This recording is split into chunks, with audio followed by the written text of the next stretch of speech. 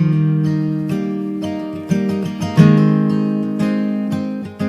name is Howard Zehr, and I am a professor at Eastern Mennonite University's Center for Justice and Peacebuilding in Virginia. We are a graduate program for practitioners around the world. We're a program that tries to train reflective practitioners. Restorative justice as a field began in practice, not theory. So when the first people did this kind of thing, and when we were first doing it where I lived, we didn't really have a theory. We had some reasons for doing it. We didn't really have a theory or concept. So I found this term restorative justice stuck away in an essay somewhere and began to write about restorative justice as a conceptual framework. My book, Changing Lenses, came out in 1990. It's been published here, and many people are using it here to understand restorative justice. Restorative justice arose initially as a different way of addressing justice questions.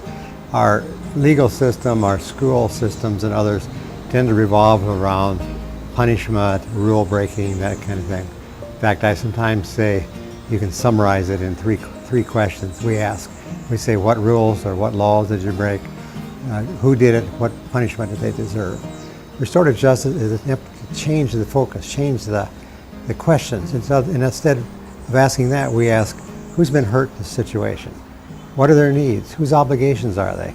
Who has a stake in this? Who needs to be part of the process of resolving the issue? So while the ones is you might say a desserts-based, or it focuses so much on making sure people get what they deserve, restorative justice focuses more on needs and obligations. I often say there's three principles basically of restorative justice. One is that we address the harms that come out of a situation and the needs that arise from it, because whenever we're harmed, there are going to be needs like that. Secondly, we address the obligations. Whose obligation is it to try to repair this harm, to make it right? Well, the offenders, first of all, but the rest of us may have some obligations as well. And then third, the principle of engagement. Those people who are impacted and have a stake somehow ought to be involved in the resolution in some way. So in one level, it's a way of addressing justice questions in a way that focuses on healing and repair. Another way of looking at it, and some people say it's really about how we live together. It's about how do we have healthy relationships, how do we mend relationships when they're damaged, how do we build healthy relationships. Because there are, in addition to these three principles, there are a number of values that underlie it. And I like to use three. One of them is respect. It's about respecting everybody through the process. Secondly is responsibility. It reminds us that we not only have rights, but we have responsibilities as individuals. And that's because of the third principle, which is a principle of relationships. We are interrelated. You know, American society at least is so focused on individual and on their rights that we lose track of the fact that we are interconnected as human beings. That my behavior is impacted by others, impacts others, and vice versa. In many ways, what this is a relational understanding of justice instead of an individualized kind of understanding of justice. Well, it sounds like your society, like our society in the United States, is fairly punitively oriented, and that's reinforced on a daily basis by the media, by politicians, and so forth. The thing that encourages me is that when you, at least in the United States, when you explain to people the actual circumstances and tell them what the options are, they often are a lot less punitive. If you ask people, what would you really like from this person? You want them to go to prison and feel sorry for themselves, feel like a victim, learn to be a better criminal, come out without the skills to be in society? Or would you like them to begin to understand what they did and take some steps to make it right? Which makes the most sense to you? Or ask people, if your child got in trouble, as many do, which of these options would you prefer? That makes people think. People are responding on a kind of just an impulse. They're not thinking about it. But when you ask them to really deliberate about it, you find that many times they're much less punitive. I do think there is built into the human being a need for reciprocity, to balance the score. There needs to feel like they're When I'm harmed, I have this need to the score to be balanced in some way. And the revenge feelings, punishment is where we go when there aren't more positive ways to do it. And my experience in working with victims is that when you provide them an opportunity like this, they're much less vindictive than you think they're going to be. They need their needs met. They need this. They need someone to take responsibility. When offenders, people who offend, pay back restitution, what's important a lot of time isn't the money, it's that symbolic statement. I'm taking responsibility, you're not to blame. It's a kind of balancing the score. So there are healthy ways to do it and there are unhealthy ways to do it.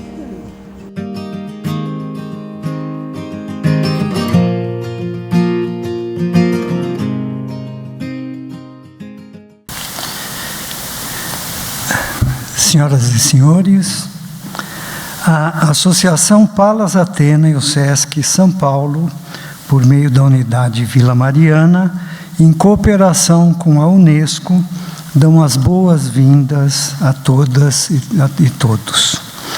Meu nome é Fernando Stanziani e tenho a satisfação de conduzir o cerimonial dessa noite. Nesse 132º Fórum do Comitê da Cultura de Paz e Não Violência, celebramos e agradecemos a presença de nossas palestrantes Ana Sofia Schmidt de Oliveira e Carmen Silvia Torres de Carvalho, palestrantes desse evento que em breve dividirão conosco suas reflexões sobre o tema escolhido para esta noite, que é justiça restaurativa e segurança afetiva. Agradecemos também as equipes do SESC Vila Mariana e sua gerente, senhora Érica Mourão, e a professora Lia Diskin, cofundadora da Associação Palas Athena e coordenadora do Comitê de Cultura de Paz e Não Violência. E a vocês, o público presente, que motivam essa realização. Iniciaremos a programação desta noite com as palestras de nossas duas convidadas e, após as falas, dedicaremos alguns minutos para uma sessão de perguntas e respostas. O público poderá participar fazendo perguntas por escrito às palestrantes, que serão recolhidas pela equipe da Palas Athena. Apresentamos então nossa primeira convidada, Carmen Silvia Torres de Carvalho, que dividirá conosco seus conhecimentos e reflexões sobre o tema escolhido para essa noite. Carmen Silvia é graduada em Letras pela Universidade de São Paulo, mestre em Psicologia de Aprendizagem do Desenvolvimento Humano pelo Instituto de Psicologia da USP. E possui o MBA em Gestão e Empreendedorismo Social pela Fundação Instituto de Administração FIA. Também é formada em Mediação de Conflitos e em Ética pela Associação Palas Athena. Foi assessora da presidência e gerente de Arte e Cultura da Fundação Casa, e gerente-geral do projeto de responsabilidade social da Casa de Cultura e Cidadania. Atualmente, atua no projeto Se Liga Moçada, para jovens do CIE, na prevenção da violência contra a mulher. Estimada Carmen, por favor, pode subir ao palco.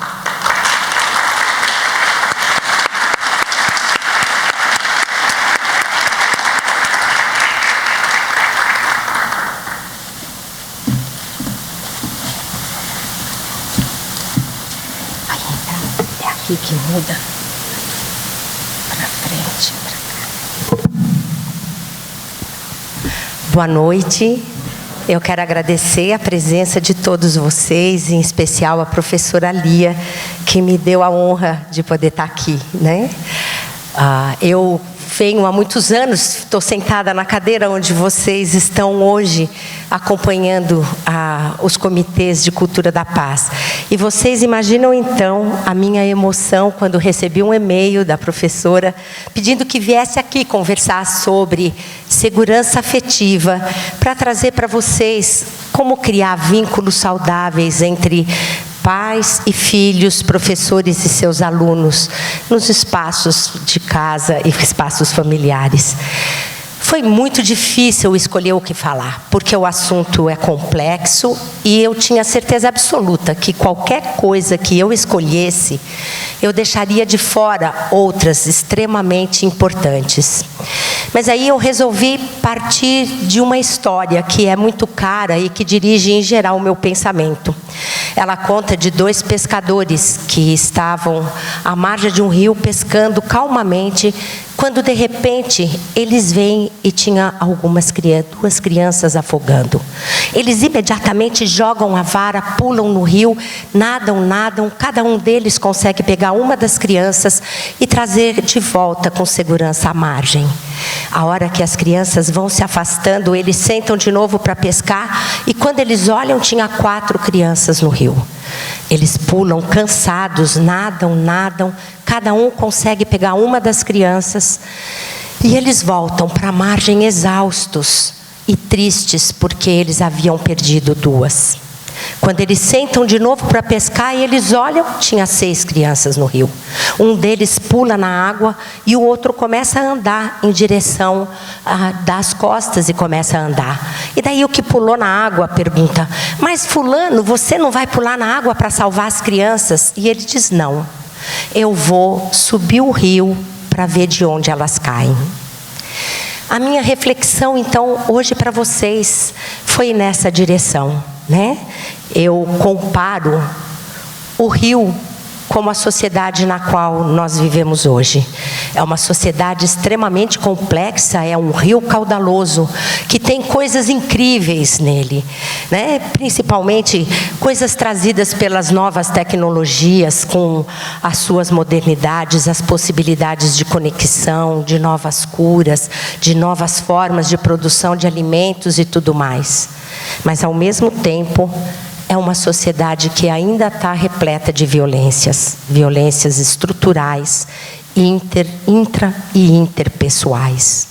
E nesse rio tão caudaloso e complexo, muitas pessoas estão se afogando na solidão, se afogando na depressão, nas violências, se afogando na desesperança dos nossos jovens que não sabem se terão possibilidade de trabalho quando forem adultos para construir uma vida saudável e digna. E temos também pescadores. Temos pescadores que eu acho que são representados por muitas ações governamentais, por pais, por professores, por ONGs, por médicos, psicólogos, cientistas descobrindo coisas. E muitos deles estão pulando no rio para tirar as pessoas que estão se afogando. E outros estão subindo o rio para ver, estão subindo para buscar onde que está a nascente de onde eles caem. E foi nesse lugar de caminhada para a nascente que eu fiquei pensando o que é que eu podia trazer para vocês hoje. Né? O que seria subir o rio? Comecei pensando coisas muito grandiosas, e no final eu decidi que, pelos meus 40 anos de educadora, como mãe e como profissional da educação, que o que eu gostaria de trazer para vocês, que eu acho que seria uma contribuição de subida do rio, são pequenos detalhes de como são tecidas as relações entre pais e filhos, professores e alunos. E então isto, né, que eu quero trazer como uma contribuição. Para isso, eu preciso começar conversando com vocês qual que é o nosso papel de educador. Nessa longa vida aí de educadora, né?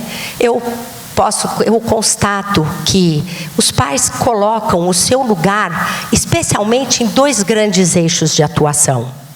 Um deles que está centrado na preparação para a vida profissional. Cuidado na escola que escolhem, acompanhamento das lições, cobrança dos filhos, desespero quando eles vão mal na escola, preocupação em entrar numa boa faculdade para poder ter um bom emprego e uma vida boa quando adultos.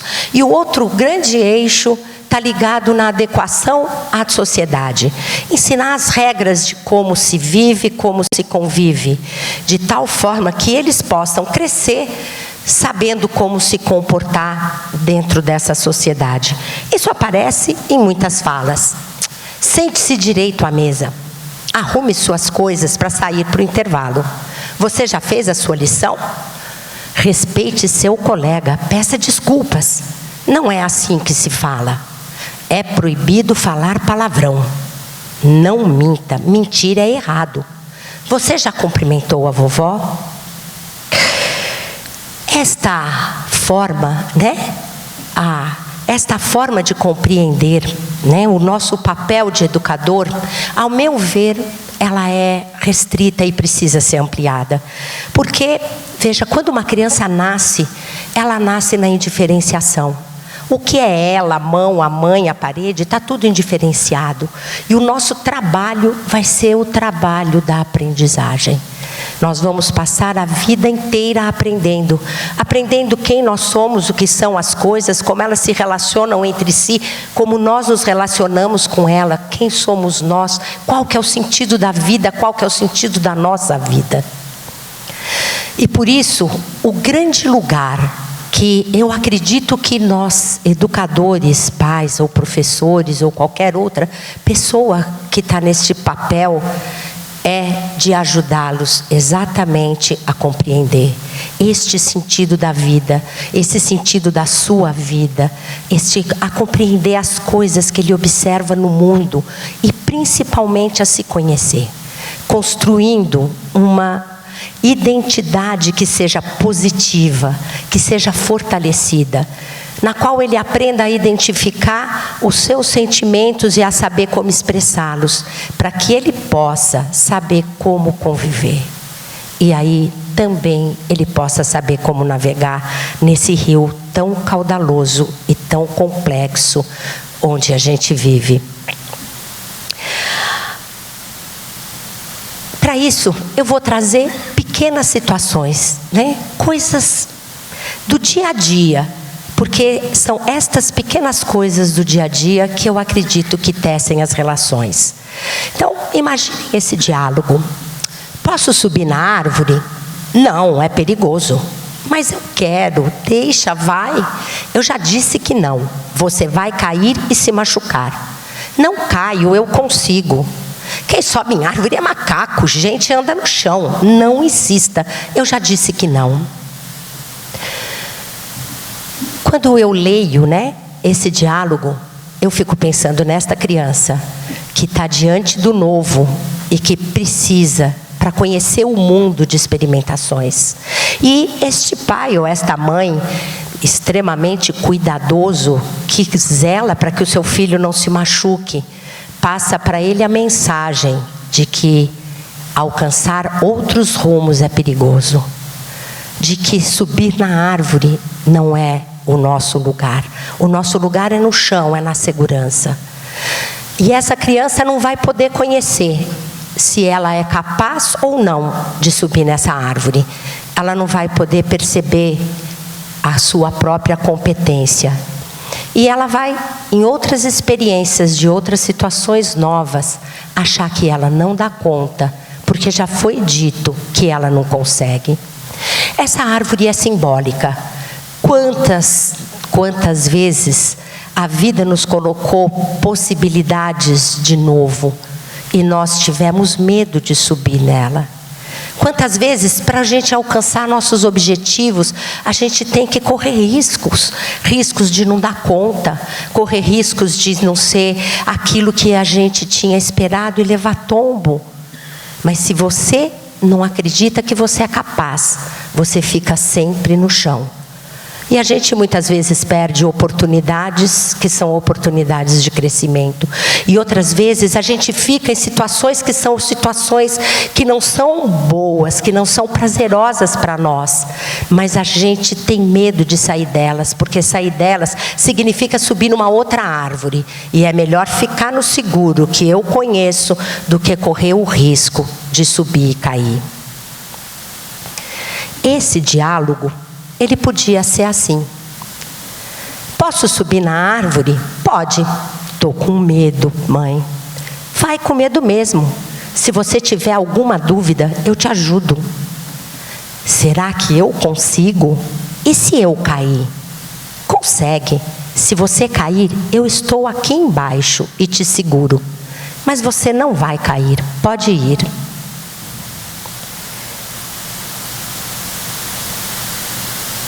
Este adulto que está ao lado dessa criança, ele passa para ela a mensagem de que ela pode se lançar a novos desafios, que ela pode sonhar alto e que ela vai conseguir. Ele acredita nela. E porque ele acredita nela, ele faz com que ela acredite nela. Ela ainda não sabe quem ela é, ela está construindo uma imagem de si mesma. E ela precisa dos olhos do outro nesse primeiro momento para perceber quem ela é. E quando ele diz, vai, porque eu estou aqui do teu lado, vai, porque eu te ensino, eu te mostro onde colocar o pé se você estiver escorregando, eu te amparo se você cair. Faz com que ela possa acreditar em si mesma e ver-se como alguém como competente. Faz ela descobrir que a vida é assim, cheia de novidades, e todas as novidades são arriscadas. E ela não fica com medo de mudar. Ela acredita que ela pode. E como alguém acredita nela, ela se sabe merecedora de admiração e de amor. E a forma como a gente se enxerga vai definir toda a nossa relação em toda a vida. A forma como nós nos enxergamos é como nós nos veremos na relação com o outro. É como nós nos veremos nas possibilidades da vida. Os nossos projetos, eles dependem de como a gente se enxerga. Se você se vê como aquela criança do primeiro exemplo, como alguém que não dá conta, como alguém que tem medo, porque todo novo tem medo, gera medo. E que o medo paralisa e que não deixa subir, ela vai fazer pequenos projetos. Mas se ela acredita em si, se ela se vê como competente, ela vai se arriscar e fazer grandes projetos de vida.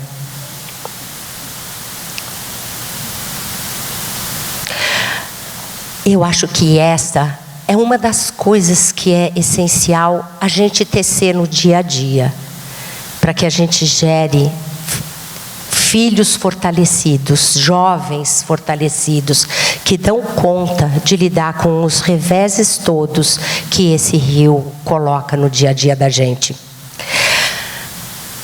Eu quero trazer agora esse outro diálogo. Luísa, você já pegou 5 roupas, qual você quer? Não sei, espera, e espera, e espera. Assim não dá. Você é indecisa, não consegue escolher nada. Fica meia hora na loja olhando para as roupas e não sabe o que quer. Pronto, leva essa. Então eu não quero mais nada, você não tem paciência. Quem nunca viveu essas situações de estresse? Esse diálogo podia ser assim. Luísa, você já pegou 5 roupas, qual você quer? Não sei, espera. Bem, vamos lembrar. Nós viemos aqui para comprar uma blusa para você usar com a calça verde. Quais você acha que combinam? Essas 3. Bem, o preço delas é diferente. Eu posso gastar X. Dá para comprar só essa ou essas 2 outras? O que você prefere? Eu trouxe esse exemplo porque eu vivi ele a semana passada. Eu estava conversando com os pais de uma aluna minha na clínica e ela dizia que a filha dela era um problema porque ela era muito insegura, muito indecisa, que ela ficava irritada todas as vezes, todas as horas com a filha. E daí eu perguntei para ela: Ana, você algum dia ensinou a Luísa como é que a gente pensa para escolher? E ela me olhou e falou: não. Como é que a gente ensina? E daí eu falei para ela: olha, Ana, escolher é muito difícil. E a gente tem que escolher o tempo inteiro. Escolher é muito difícil porque sempre alguma coisa fica de fora, por isso que é uma escolha. E aquilo que fica de fora muitas vezes também é desejável. E a gente tem que viver a frustração de não ter todas as coisas que desejava. E a gente tem que aprender a ser feliz com o que escolheu e não infeliz com o que não escolheu. Escolher é muito difícil, porque quando a gente escolhe, a gente tem medo de escolher errado, e daí não ter escolhido melhor, e depois se arrepender. Quantas vezes a gente não sente isso, não é? Escolher também é difícil, porque a gente precisa assumir a responsabilidade e as consequências da escolha que fez. Quando o outro escolhe por nós, a culpa é dele, não é nossa. Mas quando a gente que fez a escolha, aí como é que você culpa o outro?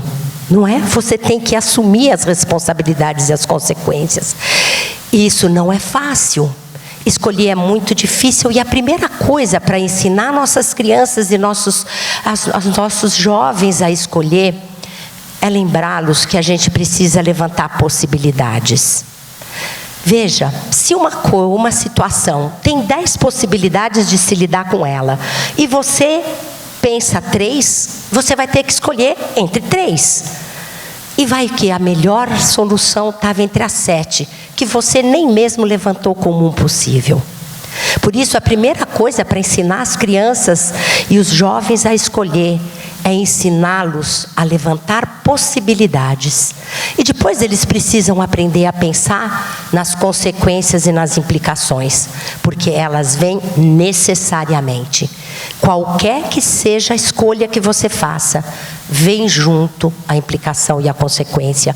E normalmente a gente escolhe a coisa, mas a gente não escolhe as implicações e as consequências. E a hora que elas caem, feito uma pedrada na cabeça, uau! É como se não soubesse que elas estavam lá, e na verdade não sabiam. E aí a gente precisa desenvolver um critério. Como que entre estas 10 possibilidades, eu penso para escolher qual delas é a melhor. Para que aí eu possa fazer verdadeiramente uma boa escolha. A gente nunca ensina os filhos a escolher. E a vida é escolha. A cada minuto nós escolhemos.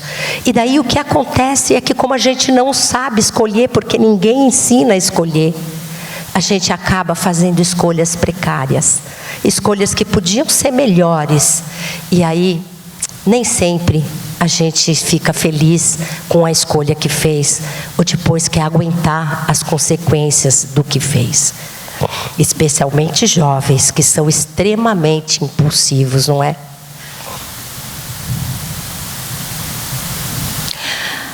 Para que, quando eu trago isto, esse cuidado que nós educadores precisamos ter para construir, ajudar nossos filhos a construírem uma imagem positiva de si mesmos, a aprenderem a ler o mundo.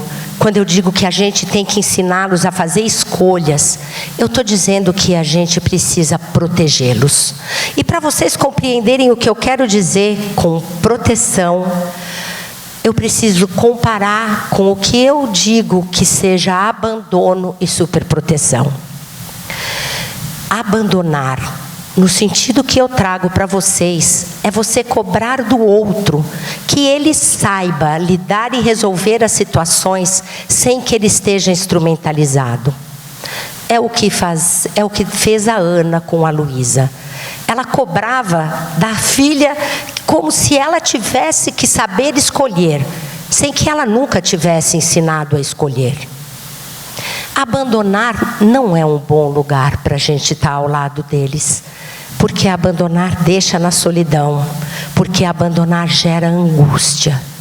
Abandonar é sofrido. Proteger é instrumentalizar. É você ensinar a subir na árvore. É você fazer com que ele acredite nele mesmo. É você ensiná-lo como é que escolhe. É você estar do lado dele, ajudando a ler o mundo, ajudando a significar as experiências que ele vive. E ele aguentar as consequências das escolhas que faz. E ele assumir a responsabilidade da própria vida. Claro que gradativamente, né? O que é que eu chamo de superproteger? A superproteção, ela é uma forma de amor, mas é uma forma de amor que não é nutriente. E ela hoje é uma epidemia. A superproteção é quando os pais, por diferentes razões, têm medo do sofrimento dos filhos. E eles querem, de toda forma, impedir que seus filhos sofram. E daí, eles tiram todos os obstáculos da frente. Eles pensam e decidem pelos filhos. Eles escolhem pelos filhos. Eles pegam as responsabilidades e as consequências para si. Aquela criança, ela nunca deve passar por angústia. Ela deseja e eles correm para cumprir, para saciar o desejo delas. Estas crianças que são super protegidas, os pais não percebem que eles passam para elas uma mensagem subliminar. Eu penso por você porque eu acho que você não pensa com eficiência. Eu escolho por você porque eu acho que a sua forma de escolher não é suficientemente boa. Eu tiro os obstáculos da frente e eu pego as consequências das suas escolhas para mim, porque eu acho que você não é suficientemente forte para aguentá-las. E estas crianças superprotegidas, elas vão ficando extremamente frágeis do ponto de vista emocional. Porque elas não são instrumentalizadas. Subir na árvore era essencial, mas elas têm que ficar no chão para não correr risco de cair. E daí o que acontece é que, como elas estão super protegidas, quando não tem um adulto para resolver por elas, elas se sentem abandonadas, porque elas não têm instrumentos. E elas crescem achando que o outro tem a obrigação de resolver as coisas para ela. Porque ela não sabe lidar com a angústia. Porque ela não tem instrumentos para lidar com a angústia. As crianças que são super protegidas, elas são os jovens mais vulneráveis a afogar no rio da sociedade. Como elas não sabem lidar com as frustrações, elas não têm instrumentos para saber construir os seus caminhos, não têm força emocional para lidar com aquilo que é colocado. São as crianças, são os jovens que mais são vulneráveis às drogas, mais vulneráveis à depressão, mais vulneráveis a todas as formas de tristezas e dores. E acabam se tornando adultos que não conseguem fazer grandes planos de vida, porque eles não foram instrumentalizados. A pior coisa que pais podem fazer para filhos é superprotegê-los. As crianças cujos pais abandonam acabam se saindo melhor do que as crianças superprotegidas. Nós precisamos protegê-los muito, porque esse rio é muito perigoso. E eu quero trazer para vocês um vídeo. Uai, por que não vai para frente? Let's go, boy. Don't fall. You gotta stay on your feet. Come on. Go straight through. Back up. Make it fight. It's a good one. Now hit it hard. Hit it with the heel. See, hit it with the heel. You gotta listen. Hit it with the heel. Yes, you can do it. Come on. Yes, you can do it. But you gotta do it. Look at me. You have to hit it hard, though. You cannot hit it light. You have to hit it hard. Go. That's not hard. You touch it.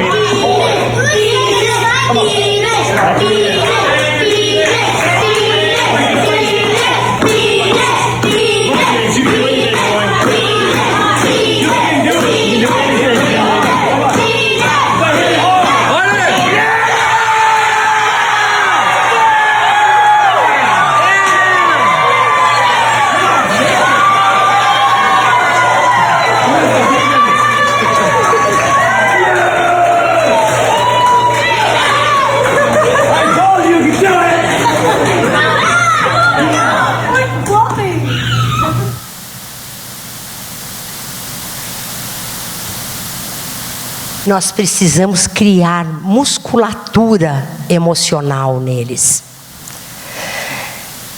Além disso, né, para que a gente consiga assumir esse lugar, a gente precisa trocar as lentes de como compreende a correção do erro. Há milênios, a sociedade acredita que o erro deve ser corrigido pela punição.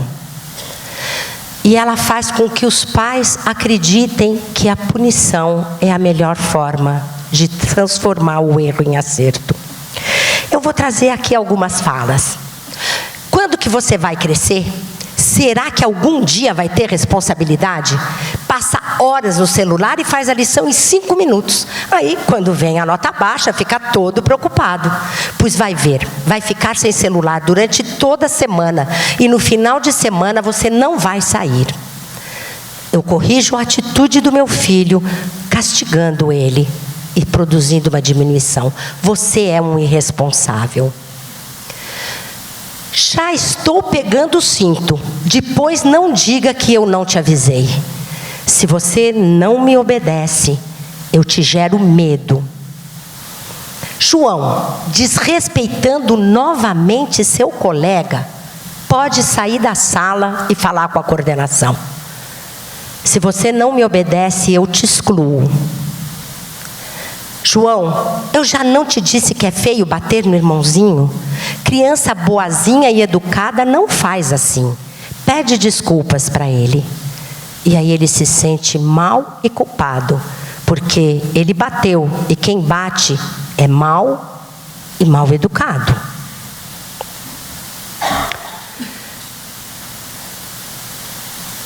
Todas estas formas de corrigir o erro, né? De corrigir a atitude dos filhos, têm coisas em comum. Todos estão olhando para a atitude e não para a criança. Em todas há um julgamento e uma condenação. O sujeito da ação não teve voz. Ele foi julgado e condenado, não foi ouvido. A correção é da atitude, partiu de um princípio de punição. E a punição é da pessoa e não da atitude, porque pessoa e atitude neles estão indiferenciados. Isso é muito comum. A sociedade nos faz acreditar assim. Como é que ela diz para a gente? Você tem que se adequar à sociedade e para isso você tem que saber as regras. Quando você obedece bem às regras, você ganha um prêmio, um sorriso, um abraço, um presente. Quando você não obedece às regras, você ganha um castigo. E espera-se que pelo castigo você passe a ter medo. Medo vai levar você a não repetir. Só que a educação pela punição, ela tem várias implicações. Uma delas é criar uma moral heterônoma. Eu só vou obedecer se alguma coisa externa a mim me levar a essa obediência, porque não é dentro de mim que essa moral está construída. E daí então, eles aprendem muito cedo a calcular risco. Quem aqui, quando jovem, não calculava risco, fazia coisas que os pais não queriam e pensava, bom, se eu fizer, eu vou levar tal castigo, vale a pena. E ia. Este sujeito que tem a moral heterônoma, ele ele vai e olha, não tem guarda nem radar, passa no farol vermelho. Ele é o funcionário que, a hora que o chefe não está olhando, vai para o Instagram em vez de trabalhar, né? Outra questão é que esta forma de você educar pela punição leva à autoestima rebaixada. E a autoestima rebaixada, tudo aquilo que nós já colocamos no início dessa conversa. Traz também outra questão. Veja, se quando meu pai quer que eu obedeça, a minha mãe quer que eu obedeça, ela me pune, quando eu quero que o meu amigo me obedeça, eu também vou puni-lo. E daí eu excluo ele da brincadeira quando ele não quer brincar do que eu quero. Eu coloco ele para baixo, faço bullying, menosprezo para que ele tenha medo. Eu bato nele para que ele tenha medo de mim. Eu humilho. porque assim eu vou fazer com que ele obedeça, porque é assim que a gente faz com que o outro obedeça a gente. E ao agir assim, sem se dar conta, essa matriz de punição, essa matriz, ela fica estabelecida. A sociedade nos faz acreditar que é assim que a gente transforma. E a gente, ao educar os filhos assim, a gente perpetua esse ciclo de violência. E a gente não consegue sair nunca dessa situação.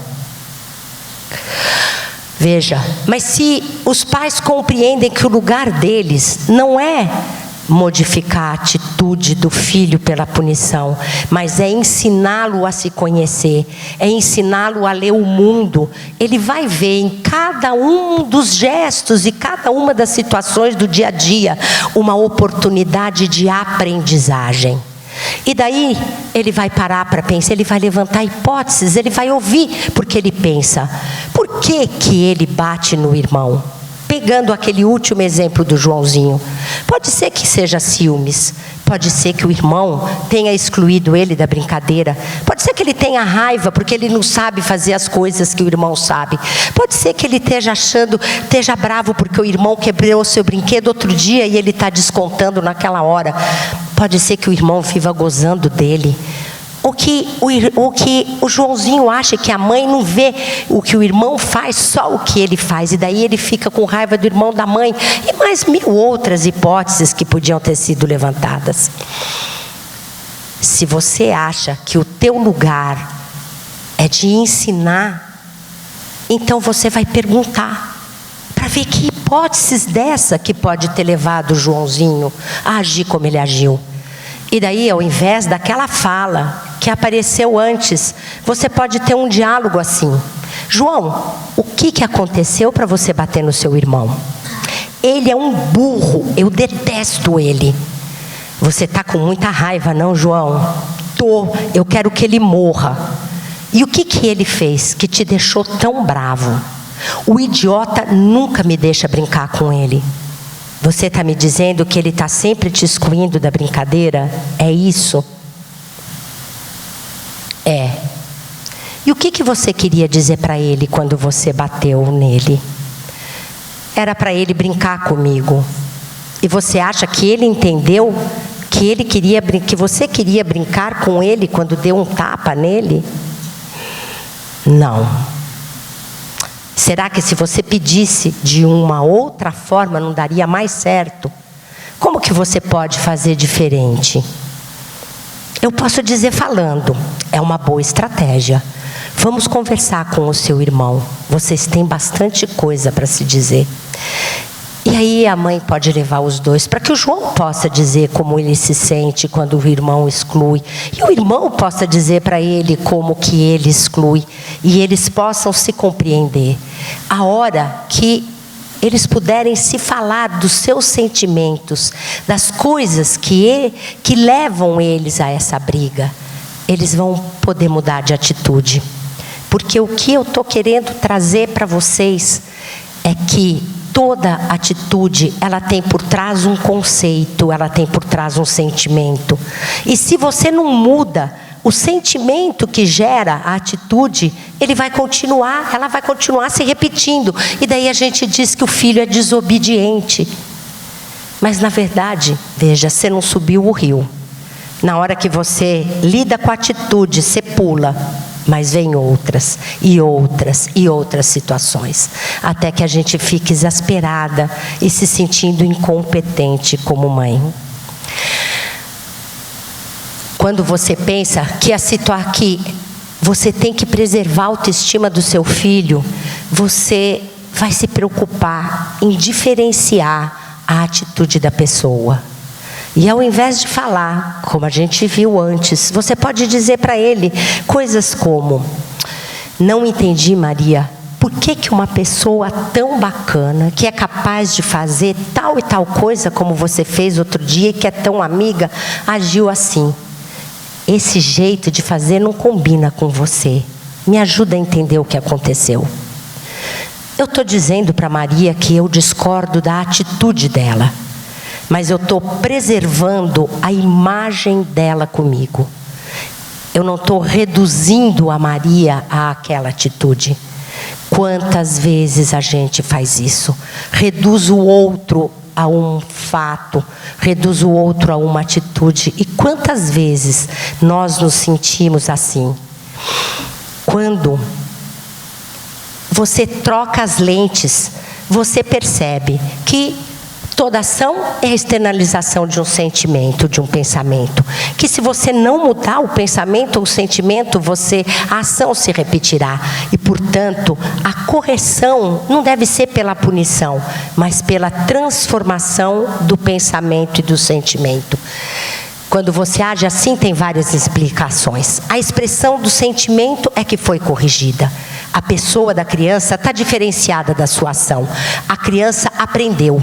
Ela soube que ela fica com raiva quando é rejeitada. Ela soube que o modo dela expressar a raiva dela é batendo. Não houve censura do ato nem julgamento. Não houve punição. Houve aprendizagem. Não houve culpabilização. Ela descobriu que há formas melhores de atingir o seu objetivo.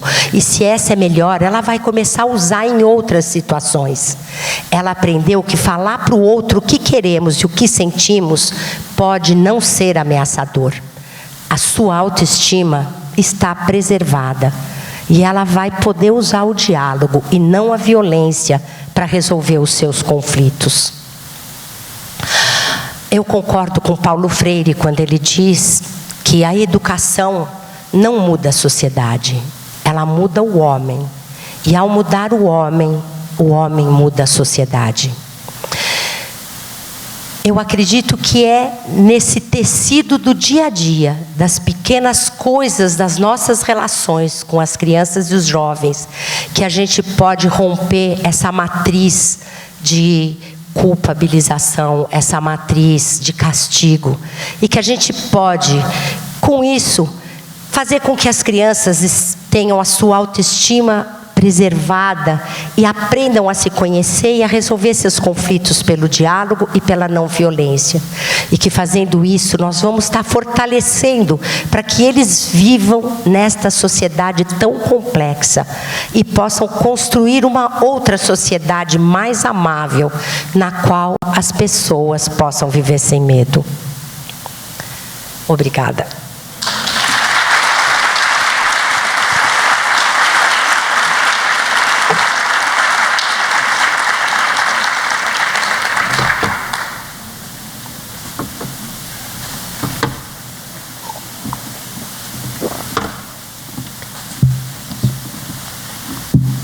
Agradecemos a Carmen pela clareza da exposição e a beleza das reflexões.